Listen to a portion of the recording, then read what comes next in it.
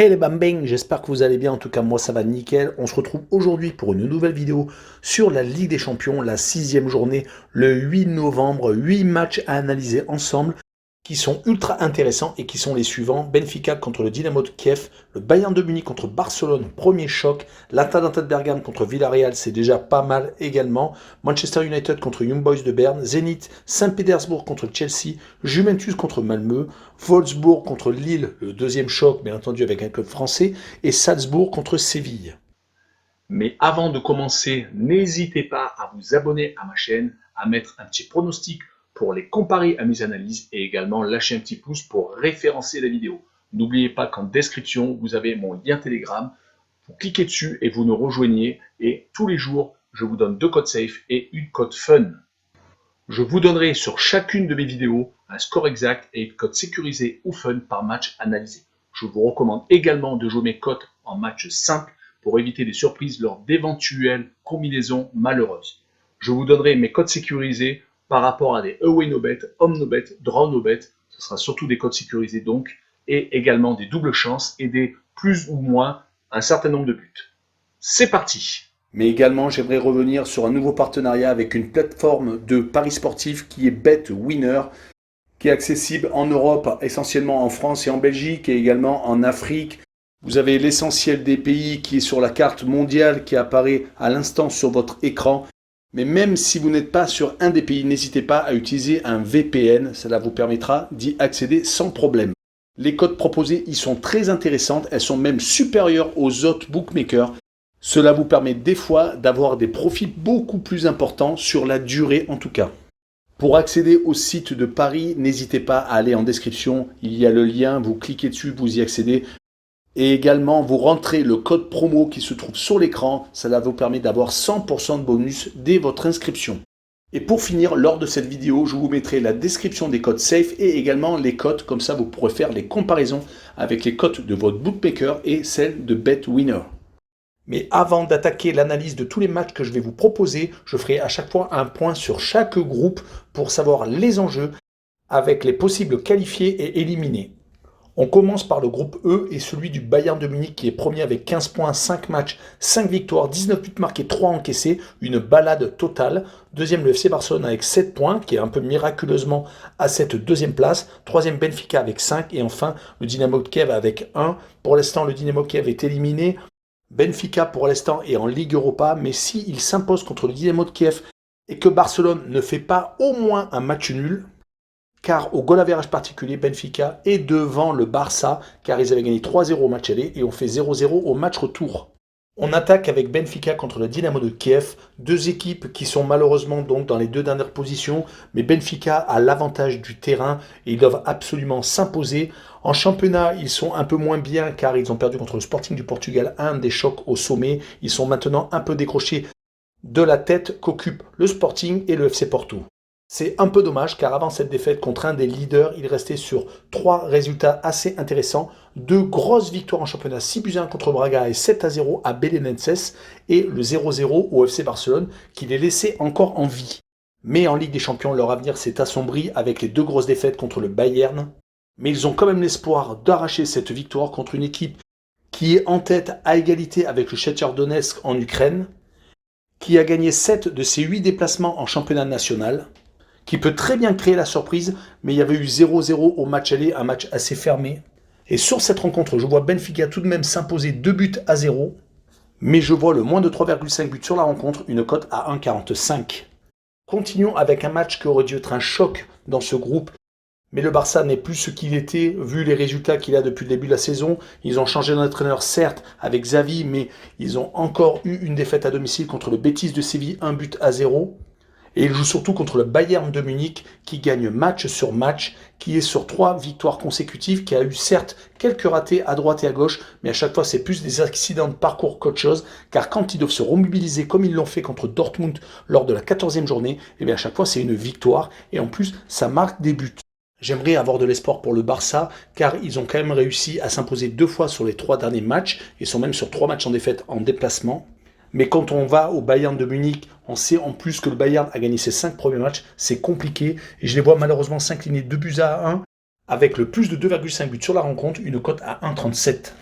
Continuons avec le groupe F et premier Manchester United avec 10 points est déjà qualifié sûr et certain car ils ont un meilleur goal average particulier que Villarreal qui est second avec 7 points, qui ne peut donc plus les rejoindre. Troisième, l'Atalanta de Bergame qui peut bien entendu repasser devant Villarreal, ça dépendra des résultats de la soirée, et les Young Boys de Berne quatrième avec 4 points.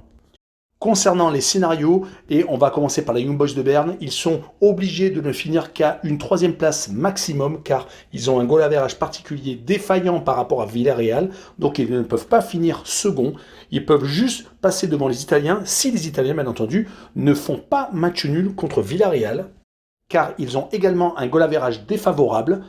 Puis le dernier enjeu est bien entendu la seconde place et Villarreal s'il s'incline à l'Atalanta de Bergame. Les Italiens seront donc seconds et les Espagnols troisième et iront en Ligue Europa. Et quand on étudie actuellement le parcours des Italiens, c'est vraiment pas mal. L'Atalanta vient de s'imposer à Naples et à la Juve et passer une correction à Venise. Depuis leurs 3 buts partout lors de la 5e journée aux Young Boys de Berne où ils se sont fait rattraper après avoir mené au score, ils ne lâchent plus rien depuis. Franchement, s'imposer à Turin et à Naples, c'est vraiment une très grosse performance. Mais attention tout de même, car l'Atalanta fait énormément de matchs nuls chez lui. 4 en l'occurrence, toutes compétitions confondues, même s'ils se sont bien rattrapés depuis, car 2 grosses victoires contre Venise, comme je vous l'ai dit, et contre la Spezia, 5 buts à 2 lors de la 13e journée, le 20 novembre. Pour Villarreal, c'est un peu moins bien, à part leur victoire 8-0 en tour de Coupe d'Espagne contre Victoria, une équipe amateur. Ils restent sur un match nul contre le Celta Vigo lors de la 14e journée et 2 défaites contre 2 gros du championnat espagnol, le FC Barcelone, 3 buts à 1 chez eux et 1 but à 0 à Séville. Il faut dire que la dernière défaite contre Manchester United chez eux, alors que jusqu'à un quart d'heure de la fin, ils maintenaient le score à 0-0, leur a fait sans doute beaucoup de mal. Et sur cette rencontre, je vois bien entendu l'Atalanta de Bergame s'imposer 2 buts à 1 et je vois le plus de 1,5 buts pour les Bergamasques avec une cote à 1,59. Poursuivons avec une rencontre quasiment sans enjeu. Les Mancuniens sont déjà qualifiés. Seuls les Young Boys de Berne sont obligés d'attendre le résultat de l'autre rencontre.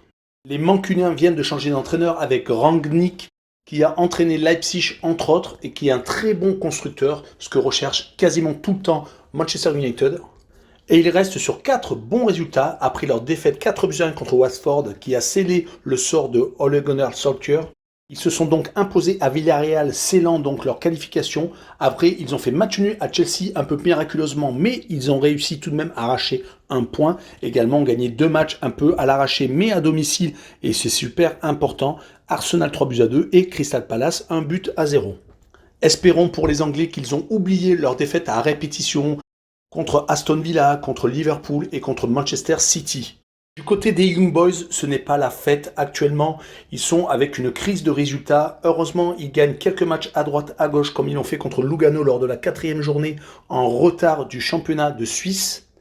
Ils ont une série de 1 victoire sur 5 matchs disputés en championnat helvète avec 3 défaites contre Zurich, contre le Servette de Genève et contre Saint-Gall et ont réussi à accrocher le point du match nul aux Grasshoppers de Zurich.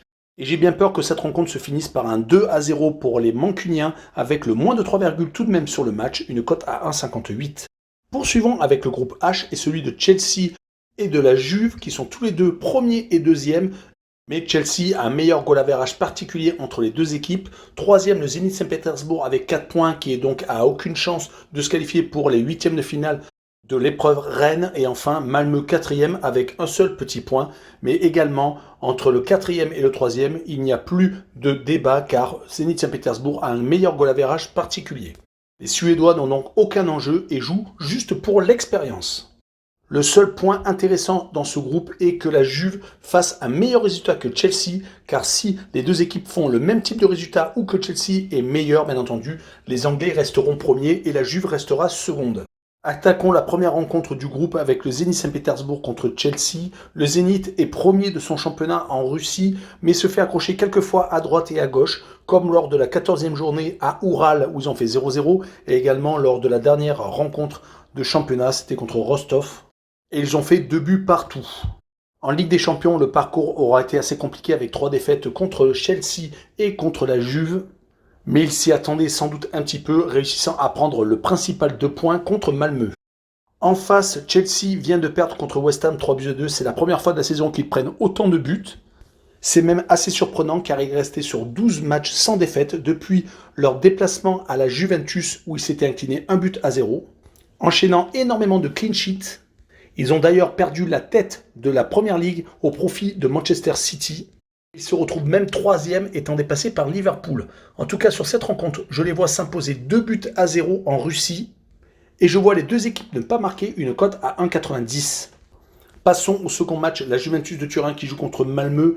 Et les Italiens sont vraiment sur courant alternatif. Ils viennent d'enchaîner 2 victoires consécutives contre la Salernitana et contre le Genoa, ne prenant pas de but, restant sérieux jusqu'au bout. Et ils sortaient de 2 défaites qui lui ont fait très mal, une où ils ont pris un 4-0 à Chelsea et une à domicile contre l'Atalanta de Bergame.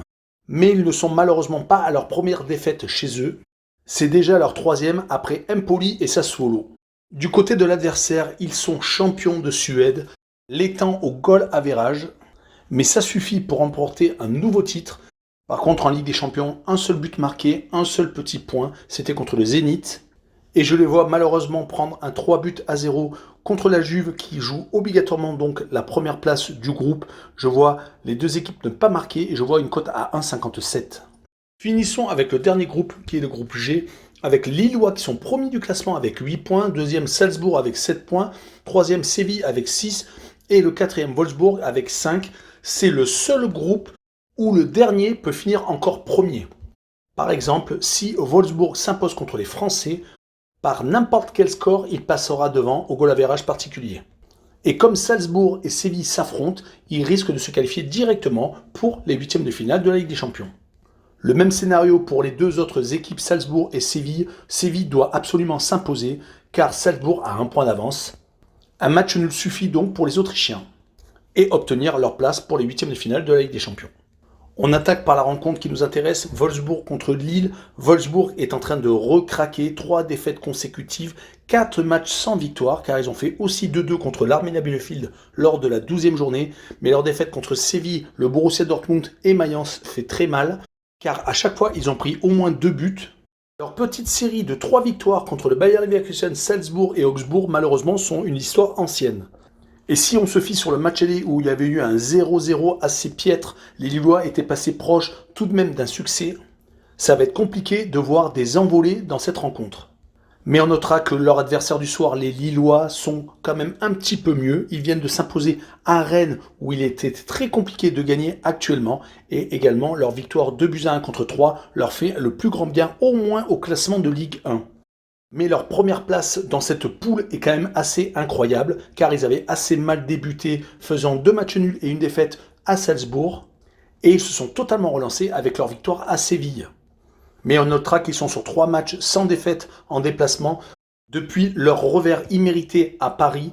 Ils se sont donc imposés à Séville, à Rennes, et ont fait match nul à Monaco, excusez du peu. Donc sur cette rencontre, je vois un match nul 0-0, et je vois un match assez fermé où personne ne va vouloir se livrer. Et les Allemands vont tout tenter, je pense, peut-être en fin de match uniquement. Et je vois le home no bet avec le match nul remboursé 6 victoires de Wolfsburg à domicile, une cote à 1,95. Finissons avec la dernière rencontre, Salzbourg contre Séville. Les Autrichiens sont premiers de leur championnat avec 12 points d'avance, assez facilement devant. 13 victoires, 3 matchs nuls et une défaite. Mais là où le bas blesse est en Ligue des Champions, où ils sont un peu en train de craquer, leur défaite à Lille leur a fait quand même assez mal car leur défaite juste avant lors de la 4e journée à Wolfsburg, totalement imméritée, les a plongés donc à la 2e place. Et une contre-performance contre les Espagnols les éliminerait carrément de la Ligue des Champions. Et ils peuvent être carrément éliminés de toute Coupe d'Europe suivant le résultat de Wolfsburg contre Lille. C'est tout de même une équipe qui pratique du beau jeu et qui aura quand même fort à faire avec les Sévillans, qui jouent leur qualification sur 90 minutes, qui se sont redressés après leur défaite au Real, qui viennent de gagner 2 fois d'affilée, assez durement d'ailleurs à chaque fois, contre Cordoue en Coupe d'Espagne et contre Villarreal chez lui. On notera tout de même que les coéquipiers de l'ancien Marseillais Ocampos ont réalisé 5 matchs nuls sur les 11 déplacements, toutes compétitions confondues. Ils se font donc souvent accrocher malheureusement, ce qui les fait décrocher lentement mais sûrement de la tête de la Liga. Et sur cette rencontre, je vois le 1 but partout et je vois le away no bet avec le match nul remboursé 6 victoires de Séville à l'extérieur, une cote à 1,93. Voilà, on en a fini avec cette vidéo sur la Ligue des Champions et donc la 6e journée. N'hésitez pas à nous rejoindre sur Telegram, le lien est en dessous de la vidéo en description. Il y a 2 codes safe et une code fun tous les jours. Également, allez sur le site BetWinner, le site de Paris Sportif, et surtout allez sur Passion Sportive, le site d'actualité sportive. Vous pouvez voir de tout, même de la NBA et du handball et du foot et du rugby. Vous pouvez voir tous les sports. Et surtout, abonnez-vous. Ciao les bambins!